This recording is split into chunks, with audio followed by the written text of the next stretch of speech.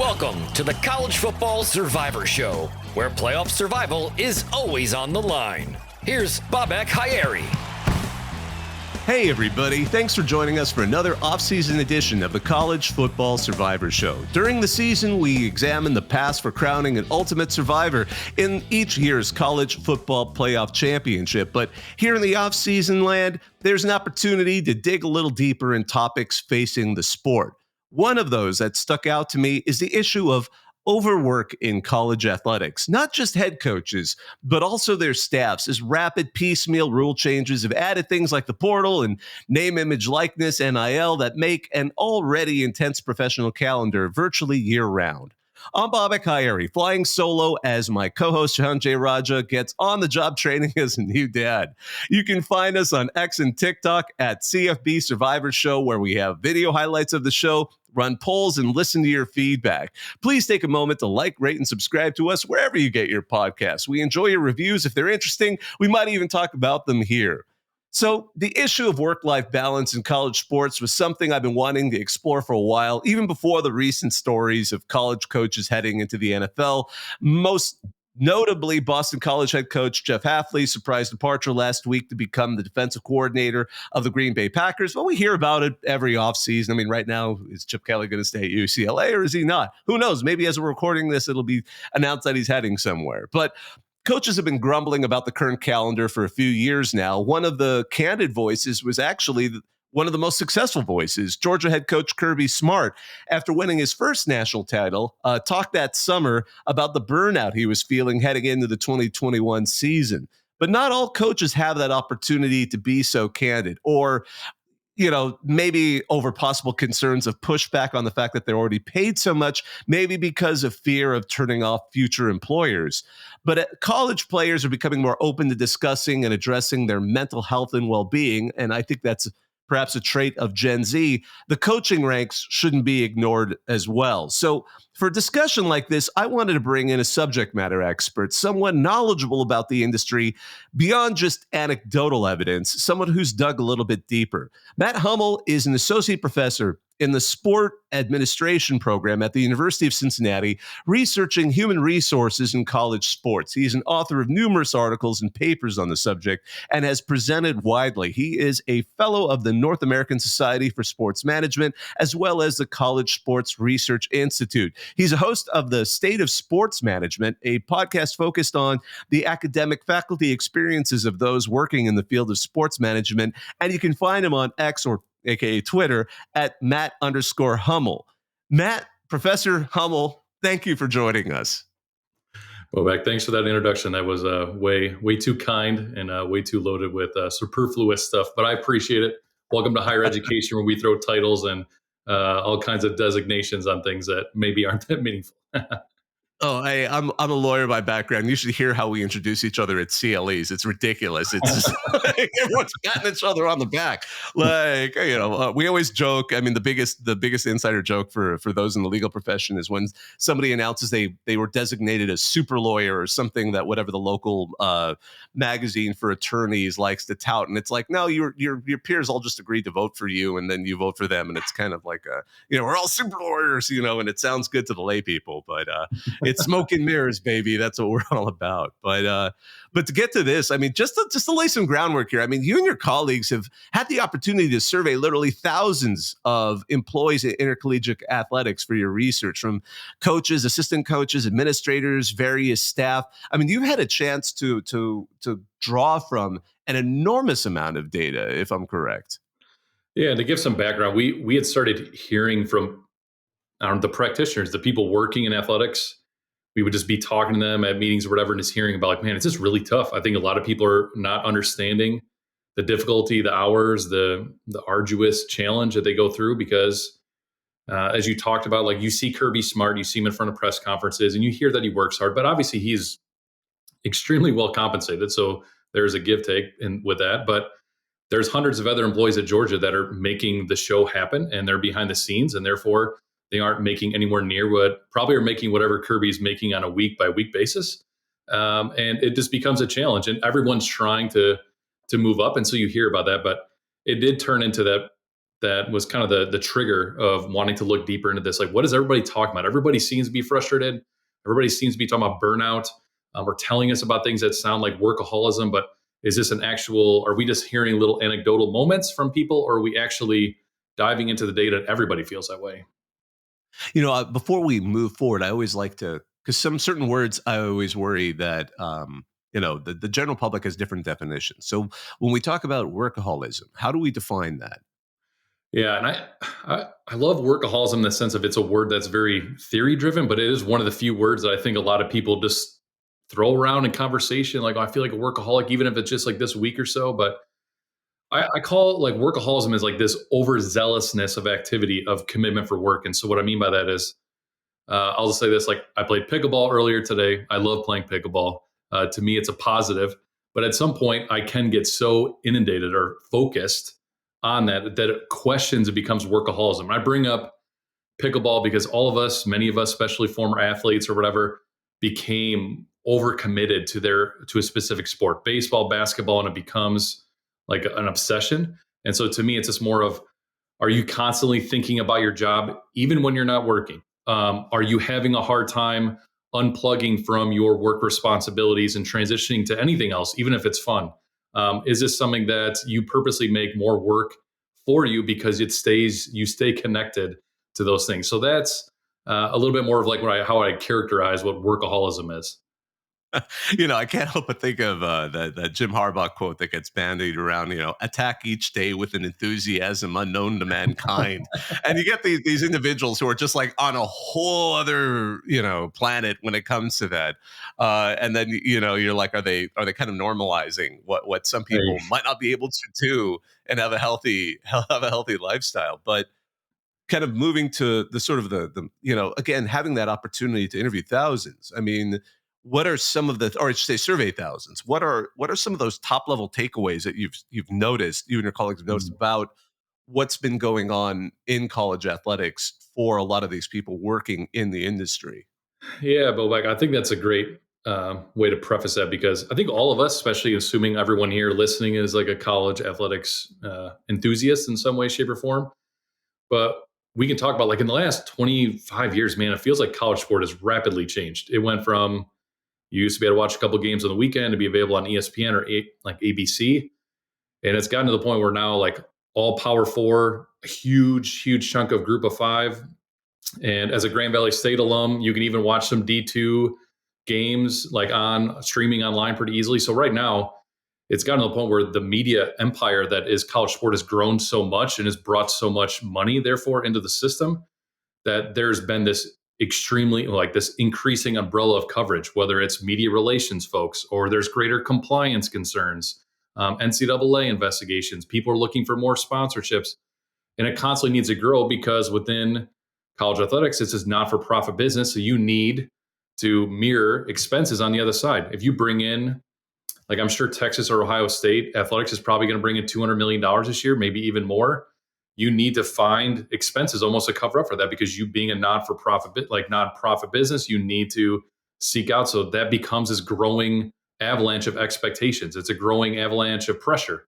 Like Reddit shows of pressure, like the fandom. Everyone gets excited, but that also means that if your team loses a game, then there's incredible pressure not just on the coach, but then on lots of other people, like indirectly. Because I bring up that if Texas fires their coach next year, it's not just one person losing their job. It's probably going to be like 200 people that might lose their job, from coaching staffs, analysts, athletic trainers, strength and conditioning coaches, analytics folks, like their marketing folks that might be connected to that coaching staff. And so it just becomes lots of pressure to win, even for lots of employees that don't actually have any direct impact on that winning.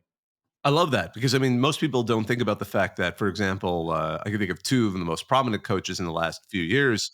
Deion Sanders has a whole bevy of people that just follow him around, documenting himself and documenting his kids, that are even somewhat atypical. But yeah, there are people that if he were to suddenly lose his job or decide to move on, they are either following him or they're out on on their own. And you think about Nick Saban retiring. And he's most famous for bringing that enormous staff with him, or building that staff he did at Alabama, and all these former head coaches or promising people who became analysts, whatever that always necessarily means in the bigger scheme of things. But when he decided to retire, like, man, he just cast a bunch of people. I don't think he cast them adrift. I mean, I'm going to give a lot of respect to the man, and the way he runs his ship. But I mean, you just think about, and obviously all the head coaches have been now moved because of that. But I want to get to the current state of college football in a second, because I'm enjoying kind of understanding this kind of bigger picture. I mean, because is there then a burnout problem in college sports, just in general? I mean, I don't want to talk too much about football because, as you pointed out, the head coach, he relies on so much of the athletic staff, trainers, the doctors, the people in the back of the house that are doing the work and the logistical stuff to make the program run. That also, especially in the smaller programs, they also make all the other sports run. So, how is that affecting it? Is there a burnout problem that you've noticed? Yeah, and Bobak, tying that in with what you said before, of like, what are some big trends? Me and Liz Taylor, who is a colleague of mine, we write most of our articles together. She's at Temple University. We've like some of the big things that we talked about that connect to burnout is like we're seeing that this workaholism, other factors are leading to people feeling like all kinds of negative outcomes, whether it's like depression or related to like feeling disengaged to work, to considering a switch. Like we wrote a big article this summer that got a lot of attention about how the turnover in college athletics is almost twice as big as like their like similarly designed careers. And so if like you work in education, you work in business, you're twice as likely to stay at your job than you would be in college athletics because the turnover rate is that high. We have a project that's under review right now where we talk to spouses. I thought this was really important as we wanted to talk to athletic department employees. Like, what are their partners experiencing? What's it like to work for someone that maybe during dinner they constantly have to have their phone right by them at any time and they might have to leave, or they're constantly gone for like Christmas. That was another thing we heard is if someone's connected to college football, Christmas is heavily around a lot of bowls. So some families are like, yeah, we actually never have Christmas on Christmas. We always have to have it on some random day because it has to be built around whenever the team is going to a bowl game. And we hear about challenges like that are become issues. But another one we found out is a lot of people with families. Like there's people that decided that told us that when they were going to get pregnant or their partner was going to get pregnant, that they would leave. And they knew just that the culture of college athletics would not understand or support them rearing children. And so these are decisions, like it's obviously big decisions that people have to make, that the pressure and culture within college sport really puts that pressure on the employees to either make altering life decisions that maybe they wanted to do but can't do to keep their job, or make this calling, what they're passionate about, dictate their life terms kind of going forward. Yeah, I've read a few of a bit of your work on that idea of the work-family interface and work-family conflicts that kind of come up in all of this. It's utterly fascinating to me because, as you point out, I mean, I know with some of the research, for example, you did for the ACC had brought you in to kind of investigate sort of how athletic departments were working and how some programs were trying to bring families in into become part of, and some people are like, no, I want that separate.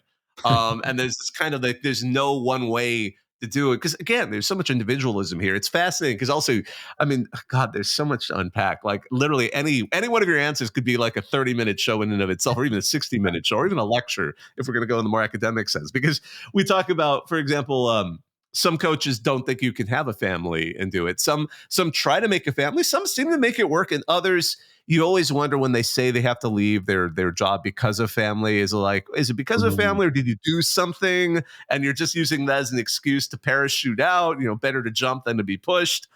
There's so much going on because obviously, every individual is different. What? And this is kind of interesting. How with the family thing? Oh gosh, how do I even begin? I mean, what are some ways that you've found that programs can successfully address that the work family balance? You hit on this earlier, but some athletic departments call it work-life integration, that they'll try to have a family forwarded work event. So it could be like before the men's and women's basketball game or before like a volleyball game, that they'll have a gathering of athletic department employees and their children get to play down on the court or something like that. Or you have like a holiday oriented event that's kind of falls in between when sports are really fully taking off. I really push back as a researcher on that because it's always circled around something about work. Like it's never like, hey, let's go all to the bowling alley and just have fun. It's always about like, hey, bring them to the basketball game because athletics needs you to be working the basketball game, whether talking to donors or helping with facility and event management or whatever. So their thought is if we bring you here, then it makes it feel like you're checking the box on both sides. You're being a parent and you're working, but really you're working. And what it is it's bringing in the partner to then heavily be involved in that. And we saw some stuff talking from partners that are like, well, we used to go to football games, but now I don't because it's really just my husband or wife or partner that's working the game. And it's just me watching our kids. And I could do that at home without having to deal with all the like things that get distracting for children. And so it's like, okay, that makes sense. But to one thing I thought was really interesting when we did some interviews on another study is someone said like, hey, when I go on vacation, I purposely seek out a place that I know I'm not going to have cell phone service. So therefore, work can't bother me, that it doesn't matter how hard they try to get a hold of me. I can't answer my phone. I can't have email access. So I forgot they said something like, we always do our trip to Mexico. And it's because when we go down there, then I don't have access. And it was like, okay, that's pretty smart because it shows that these emergencies aren't actually emergencies and they can be survived. But then you need to like almost physically remove yourself.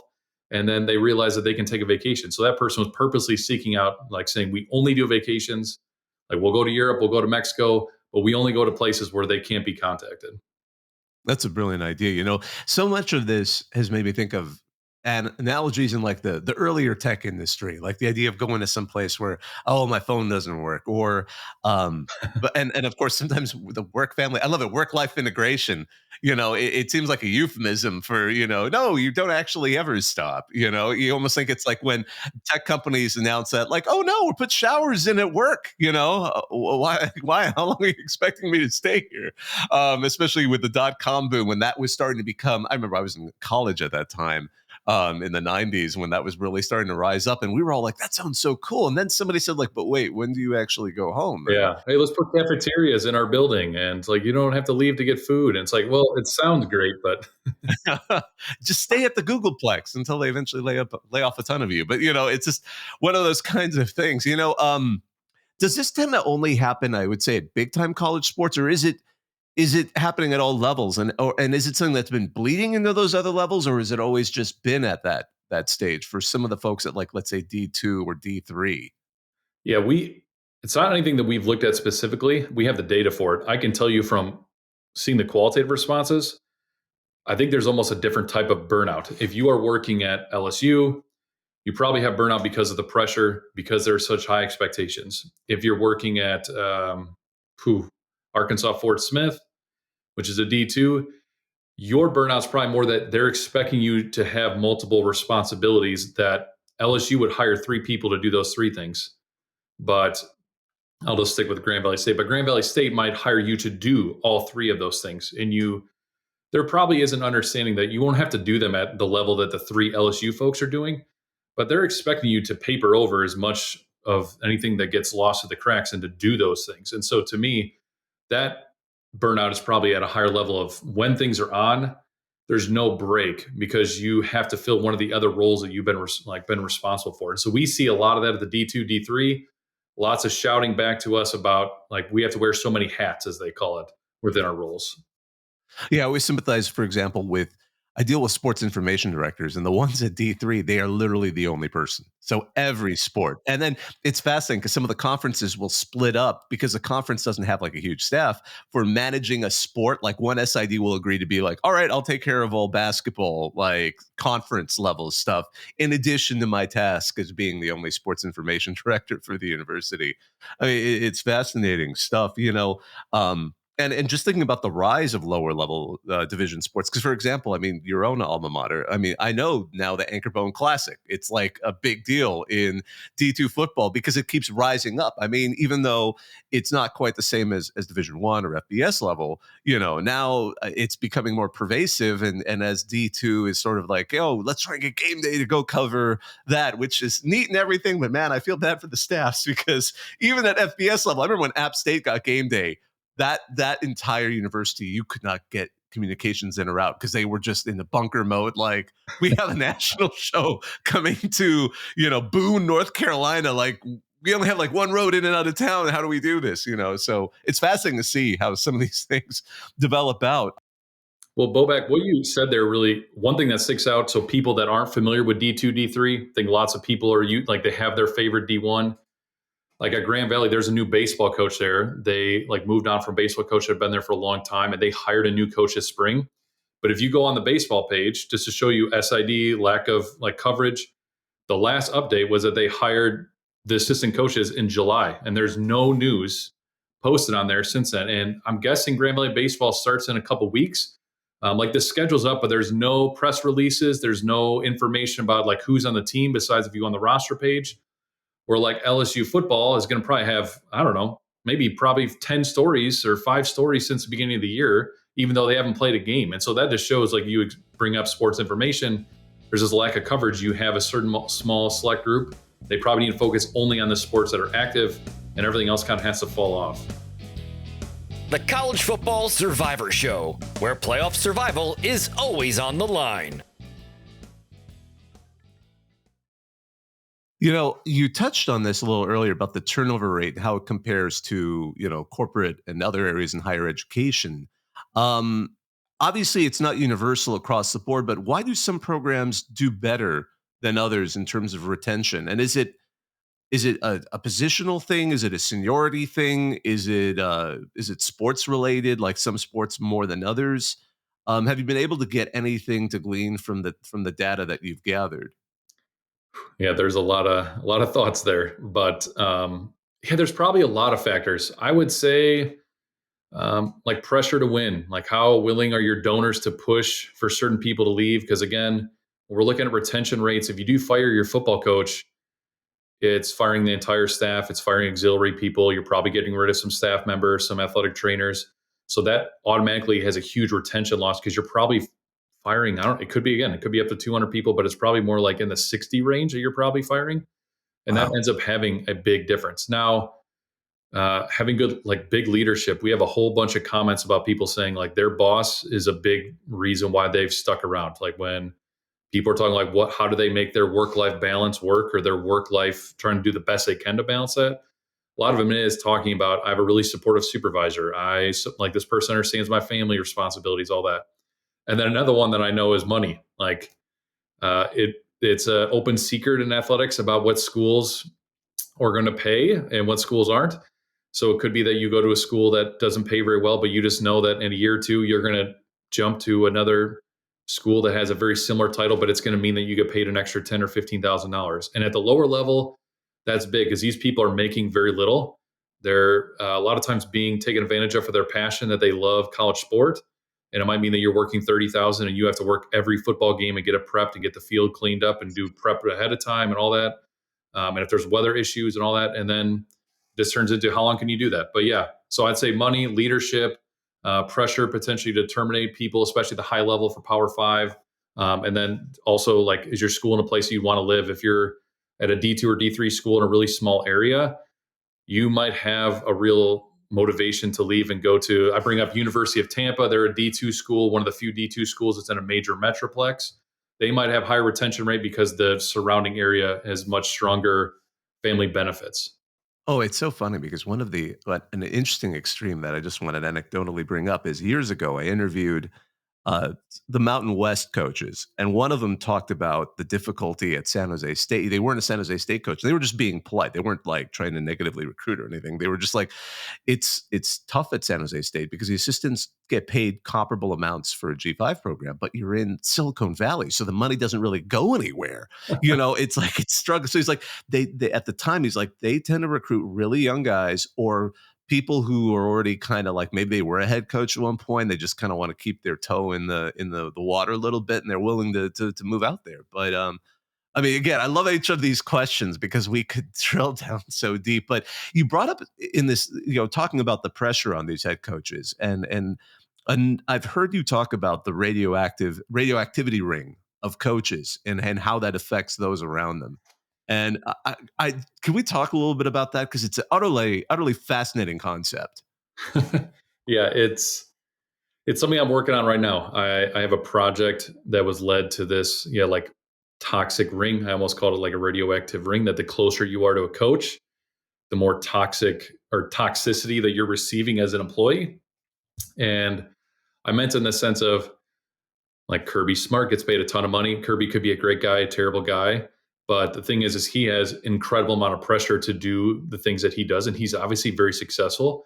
But there's going to be lots of people that report and do important things for Kirby that aren't paid anywhere near what he is. And it's great to think about you as defensive coordinator and offense coordinator, but he has staff that probably are paid decent or pretty good for staff, but they have to deal with a person that has an outside responsibility that's commensurate to their salary and not the staff member's salary.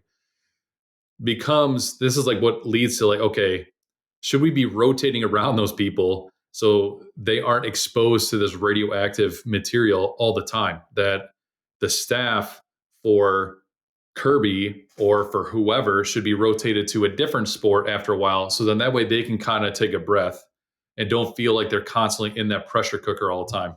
It reminded me a lot of like watching The West Wing, talking about the 90s. Let's bring this all back to old times here. But like you watching, you're like, wow, it'd be a lot of pressure to constantly be like part of the presidential staff because you're dealing with world problems. And there probably is some real benefit of, like, at some point getting a relief from that. But it's tough because you constantly want to live in that, like, being connected to Georgia football is valuable. And so that's become something that we're looking at, is like, are we seeing staff members or partners or children affected by that radioactive ring that is some of these specific coaches that could be toxic and have an outsized personality and extra influence and how it affects them?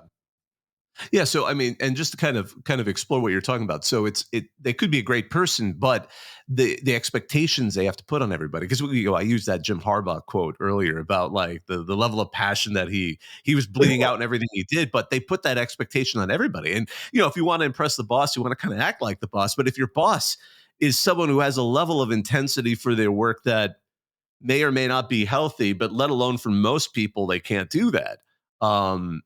It can have a negative effect, and it can really break down some of the life, the health, the familial relationships of some of their subordinates who are expected to perform at that. Because you'll sometimes hear that, you'll hear about the coach. It's like, oh, that person's great to work for, because they're like, oh no, I mean, well, relative to a college football head coach, it's like a little bit more balance, and then others that it's, you hear about it and you hear that level of intensity. Yeah. And this might be something that isn't familiar to your listeners, but like one example is we talk to, like, even some athletic advisors. So athletic advisors helping athletes stay eligible, they will be working indirectly with coaches all the time. It'll be like, hey, Bobak struggling with his classes. We need you guys to connect with him and help him with this math class or whatever. Like, that stuff's simple. But we heard a story about athletic advisors saying, like, 2 weeks before the beginning of fall semester, that they wanted to change their practice time from 8 a.m. to noon. And that seems simple. It's like, yeah, the coaches maybe even had a good reasoning, like, hey, we think noon is going to get the optimal performance, or our games are going to traditionally be at noon, whatever. The point was, now you'd have 2 weeks before the beginning of the semester that you'd have to change a schedule for 120 players. And Bobak, you work in higher education, like, classes by 2 weeks out are full. And like, the idea of maybe you could move 5 people and things around 125 people. And so that became a point of, coaches were ignorant to the academic side because they just know it happens. They don't know how it happens, when people sign up, or how hard it is. But they brought this problem and a good idea, but it obviously wasn't feasible at the time, because it's like, you guys just aren't aware. But it became a pressure point where both sides were pushing back on how, like, you need to make this happen. Well, we can't make this happen. No, you guys don't understand. You need to make this happen. And it just turned into, for them, there's like, we had to bring in the head AD to explain to them this isn't possible. And so certain things like that just can be grating for people after a while. But if you're like an athletic trainer, you have to show up at practice at a certain time. The coach decides what practice it is. So if that doesn't even work with your family, it doesn't matter, because this is your sport. So you have to be there at that time.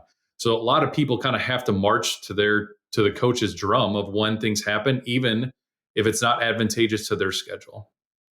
And that's interesting too, because with all that pressure it creates, and with all the people who are in subordinates, and both in the direct coaching lineup, the coaching tree, but also in the staffing area, is there any incentive to be able to change it, to encourage different behavior? Can it be? I mean, because I'm thinking about like, I'm familiar with big law as a practice. It's known for grinding people out. You go and join a big firm in, let's say, Manhattan, a white shoe law firm. They hire 100 associates, and they know they're going to grind through almost all of them. Maybe a handful decide to be a partner. Some will lateral out to be attorneys and partners at other firms. But they know that the machine, people will keep going at it because there's that great pay. There's that thing you dangle out there. So just instead of changing the way they grind people out, they end up just recruiting a ton of people, and then you'll get a couple that'll make it through, that'll climb out and either be broken or happy, and maybe just kind of that weird personality type that enjoys that kind of work.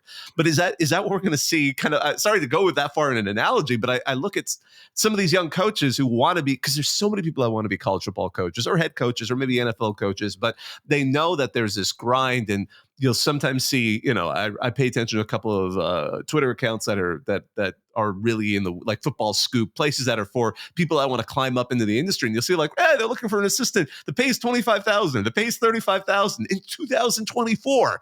And you're like, my goodness. And it's not like a Division III school is not going to have the expectation, because if you want to move up, you want to impress, you want to show that you can be coaching at that level of potential intensity that you're, as you said, is coming from that top level. So therefore, is this something that can be changed? Is there that incentive to do so, or is it going to turn into something where it's just going to become a meat grinder? I think it already is a meat grinder. But I do look at coaching and the other athletic department people different, because there is still the carrot there for coaches that there are millions on the line, that if you can dig deep, or you're someone that you're genetically or socially or behaviorally some way can go to dark places, like we talk about the Jim Harbaugh like statement, like he obviously can go somewhere to a place that most people cannot.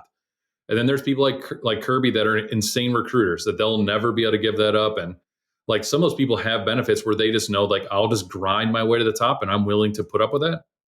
It becomes a tougher economic concept for the staff, because if you're the compliance person, like, does anyone know who the highest paid compliance person in the land is? Like, there's a lot more difficulty to decide, like, oh man, Bobak's the best compliance person I've ever seen. He does eligibility reports.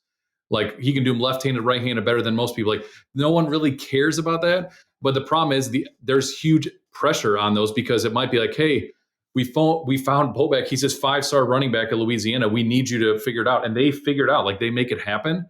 And it just becomes a question of like, they just check the box. And so that's where the meat grinder becomes harder to conceive, because you aren't valuing the very top people in those professions. But in the same sense, you badly need them for institutional knowledge to maintain them, so you aren't constantly training the new person. I think that's where athletics is losing folks, that they're losing a big brain drain. If they're losing some really good, creative, unique people, because they're putting pressure on some of these other career vocational outlets that don't have this infinitely high ceiling like the coaches do, but their expectations are similar, because those are the coaches that are telling compliance or telling academics that they, at middle of the night, that they need to fix this problem because it's important to them and they're compensated for that. But those people aren't compensated the same level, but are being given the same expectation. That's a really interesting point, particularly about those that are in those staff positions that are not they use a movie analogy, not above the line, the director, the actors, the producers, they're the people that all those other people you stay for the end credits that actually made the movie. My goodness. Kind of looking more at current events. So, one of the topics that's been hot these days is, and I mentioned at the top of the show, is whether or not college football coaching has gotten too difficult for some of the folks there. And this is, I know, a bit more anecdotal, only because we're talking about folks who have a lot of factors going into the jobs they do.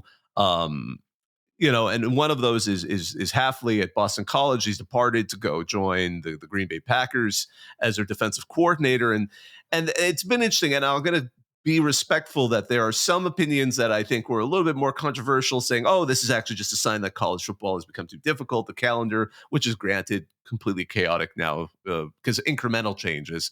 But is this something where we're seeing the college sports is perhaps becoming too broken?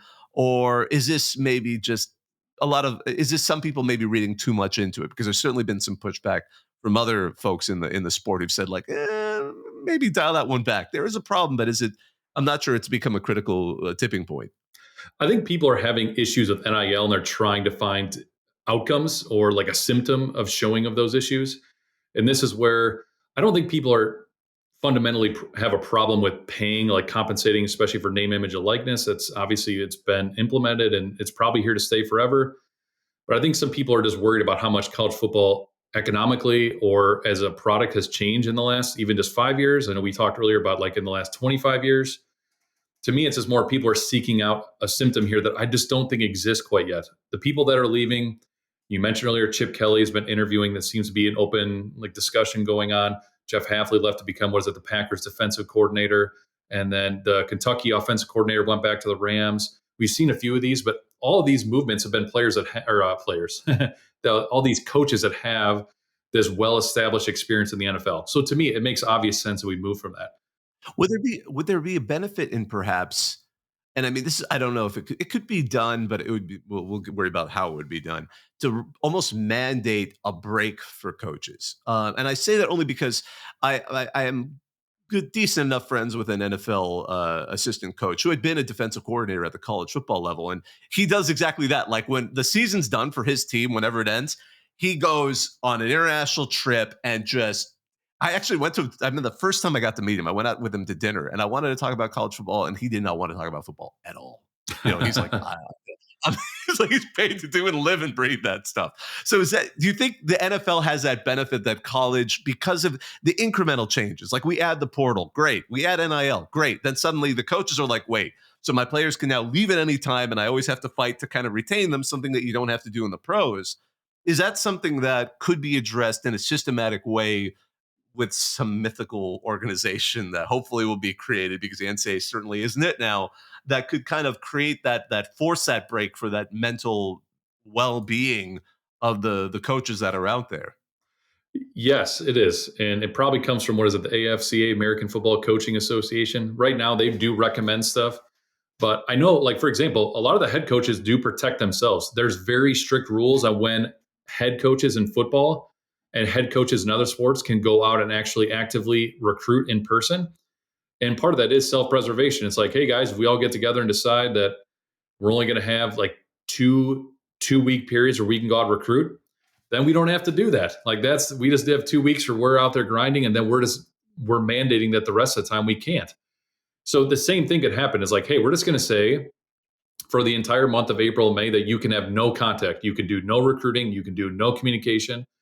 Does that mean that it's not going to happen? Like me and you both know that it will happen, but you could put strict restrictions on that. And the NFL does that. Like they have a collective bargaining agreement, and the players are just as motivated to, like, hey, we don't want you guys bothering the players for this stretch of time. And then at the same time, it's like, oh, great. As coaches, then we can focus on scouting and do things in the office, but we don't have to do some of the other stuff that might burn us out. And so, yes, it is possible. And there's going to be some self-motivation factors that do that. But there's also that grind factor of like, man, if I can just talk to like a couple players during this period, then maybe we get an advantage comparative to other areas. Well, Matt, I want to respect your time, but I have one kind of question I wanted to sort of wrap up here with. Do we think we do enough to respect the mental health of coaches in the profession? We worry about the players, we worry about the staff, but I almost wonder, and I don't know, I don't want to imply that this is just a legacy of the more machismo-ish kind of, just tough it out, of the 70s, 60s, whatever. But do we do enough to take care and be concerned about their health and wellness, both on and really physical wellness, because it's oftentimes tied to mental wellness? No, I don't. And it's not even just coaches. I think all athletic department employees could probably use greater access and ways to unplug. I think that ties into the last thing is there a way where we could mandate an unplugging action, whether that's proverbial to how we can envision that what that would look like is it just needs to be done. It's easier for staff. I have lots of great ideas for staff. I've talked about requiring a disconnect that you can't go on email for like on Monday, Wednesday, Fridays, you just focus on big projects, or you essentially have where you tell your advising staff, like, come April, May, we don't want you guys to be in the office for like an entire month to have some cool down. Part of that could be something where it's going to have to come from upper level administration for the coaches, but it's like, all right, I need you to take a month off, and we'll let your assistant coaches take control. But then next month, how about we give them a bunch of time off? So then you kind of take the reins. Then that way everybody kind of gets this moment to catch their breath. I think there's some personal care being happen. So I don't want it to sound like these guys are all just in sicko mode type thing all the time. Like everybody needs that self-care, but are we getting enough? I think the answer is no. We need to explore ways to expand that. That's a really interesting way to look at it, and I hope we do. Well, Professor Huml, where can folks who want to follow more of your work, where's the best place for them to find it? Yeah, I know I don't want to go full higher ed nerd and say Google Scholar, but anyone can contact me in my email, which is great site. Matt.Huml. It's HUML at UC.edu. Or as Bobak mentioned, I'm on Twitter and it's Matt_Huml that you can find me on there. But anyone that wants to contact me, give me ideas or like, hey, have you looked at this or looked at that? Happy to provide feedback on that. Well, thank you so much. And I want to genuinely say I appreciate the work you and your colleagues and co-authors have done on this subject. I think it's, as you mentioned in one of your articles, part of the reason you guys did that enormous survey was because there wasn't really any data out there. It's important, and I hope we see more of it. And thank you so much for taking time to talk to us here on the show. I really appreciate it. Yeah, thanks. I appreciate it. It's kind of cool to be part of the Reddit college football discussion. Oh, absolutely. Well, Matt Huml is an associate professor in sports administration program at the University of Cincinnati, researching human resources in college sports. He's a host of The State of Sports Management, a podcast focused on academic and faculty experiences for those working in the field of sports management. As you mentioned, you can find him on X and Twitter at Matt_Huml, HUML. And I just want to thank everyone for listening. I want to thank my producer, Joey Aliberti. Be sure to like, rate, and subscribe wherever you get your podcasts. You can always find us at CFB Survivor Show on X and TikTok. I'm Bobak Ha'Eri. Shahan will be back when he can from his early fatherhood. Thanks for listening, everyone. Have a good one. The College Football Survivor Show, where playoff survival is always on the line.